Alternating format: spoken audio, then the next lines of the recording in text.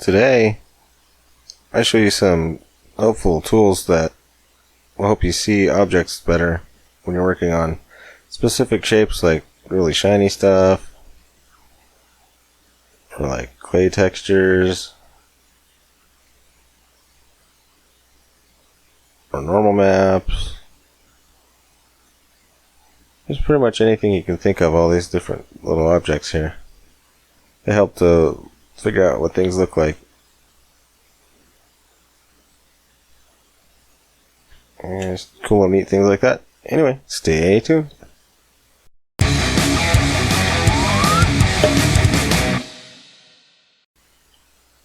Hey everyone, this is Kevin with InventMark, and today I just have a quick video on several things that you may or may not know about, just to help out with the display and help you see things a little bit better.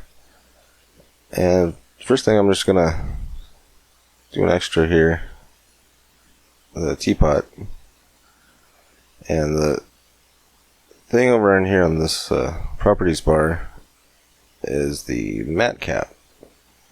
What this does is it changes every object in the scene to one of these here, and this one is especially good for like modeling, like sculpting, because it makes it look like clay when you're trying to sculpt, kind of. That one and this one, either one of those would really work well with that. I'm just going to add a subsurf here. And like this one helps you model things with smooth edges, helps you see that. And there's all different kinds of things that you can do to help see the project better. Also, in the object properties menu here, there's a few things that help show what to do. There's the name. It'll name every object that you have in the scene. So if I add the Blender monkey to this,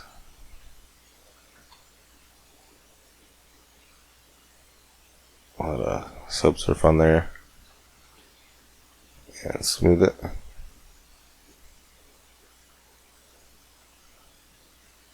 can see that every object has its name on there. So this one doesn't have the name for some reason.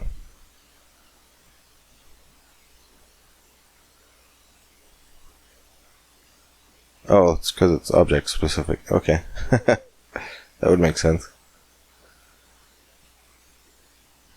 So you can do that, and it'll label the axes for you if you rotate it. Changes everything, but it shows what the local object's axes are. But you can change that by doing Control A and change the rotation. It'll set it back to normal. Go ahead and undo that. And besides that, you got the wireframe. So even when you're not in edit mode, you can have the wireframe on the model to see it. And you can do different things here. So it's kind of a way to see the object.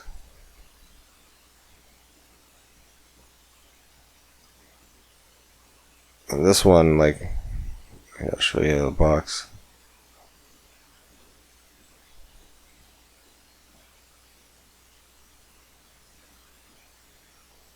Not sure why that's not doing anything.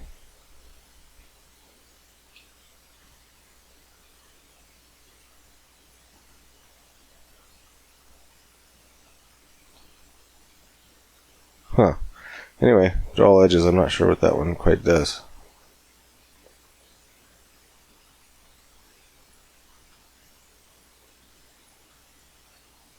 Let me see here.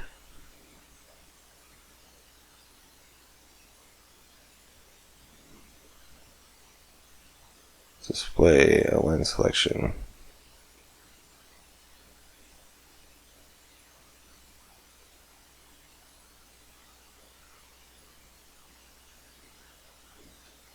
That model has a lot of edges on it. I think it will show all the different edges even if it's something that doesn't have edges that need to be shown. Like this box.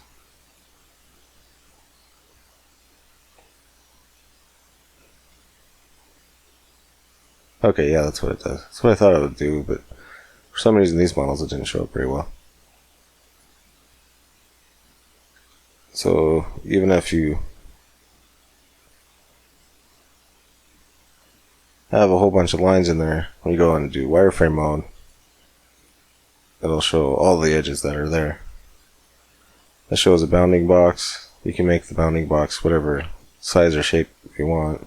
Texture space just kind of shows, I'll take the matte cap off, but it shows what areas can have textures on them. Pretty much this entire thing. Works best when it's UV unwrapped. So I'm gonna UV unwrap this one.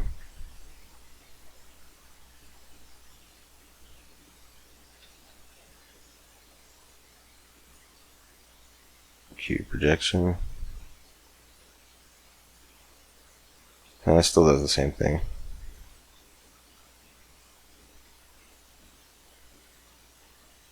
And just take that off. This next one's kind of cool. Like say you want to work on the Suzanne the monkey there. That's the only one you want to see. You hit X-ray and you can see it no matter what objects are in front of it. Same with the cube if you want to do that. Whatever object you have, it works on individual cubes, but if you put more than one as X-ray, they'll equalize each other out and cancel each other out. And transparency.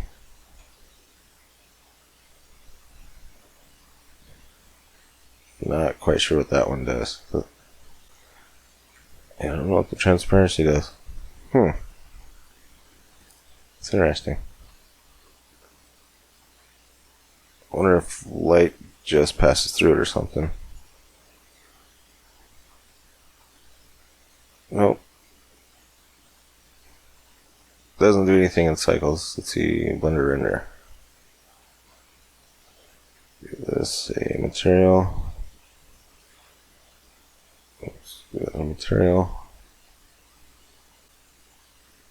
Okay, I'm not sure what it's doing then. Object color changes the object to have an actual color. It's under the only in blender render under the object color. You can set a color here and actually make it a completely different color. Like say it's red. And it kind of mixes the object color. If you made this, say yellow, and made this one blue, kind of cancels out the other color.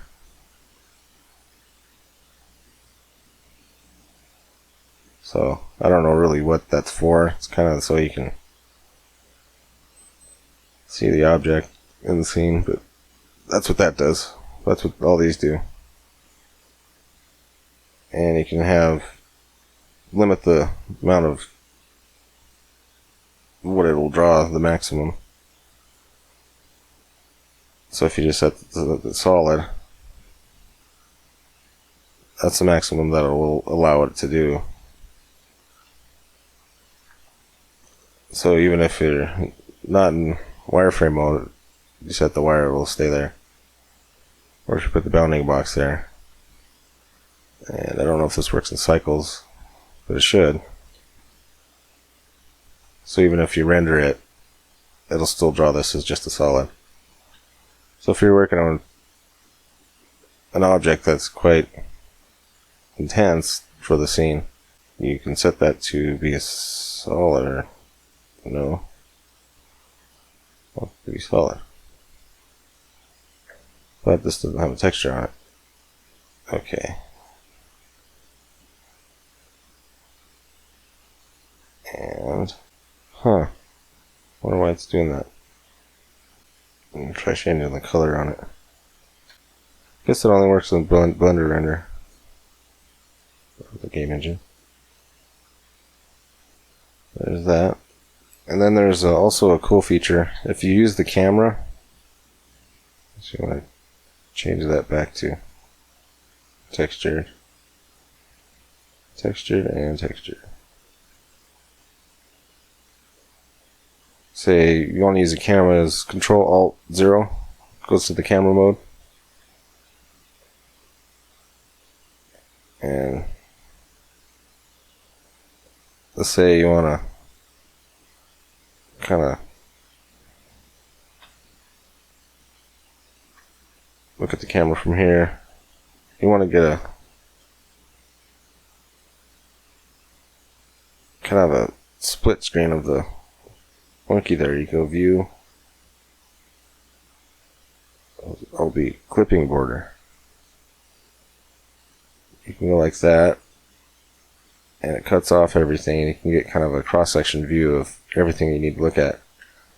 And you can go back here and do that again, or just press Alt-B, and it undoes it. Doesn't even have to be from the camera either. Kind of just does it wherever you're at.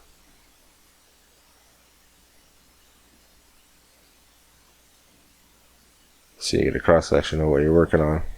It's just a neat little trick that's really helpful, actually. If you're working on a really complex object and you kind of want to see inside of it, that'll help with that. And here's another similar tool that's new with Blender 2.78.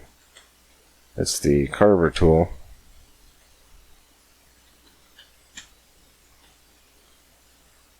Is it not enabled? Maybe it's not enabled. Let me see.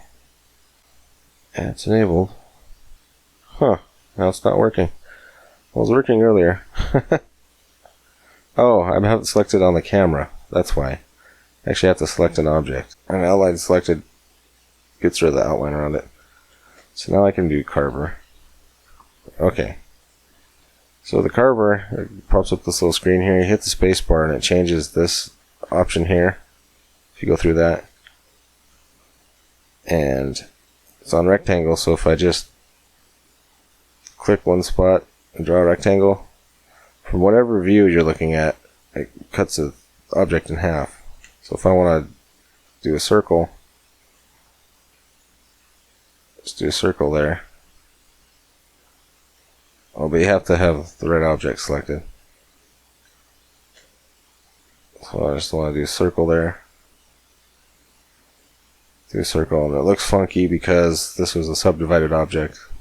And when you subdivide a circle like that, it looks horrible.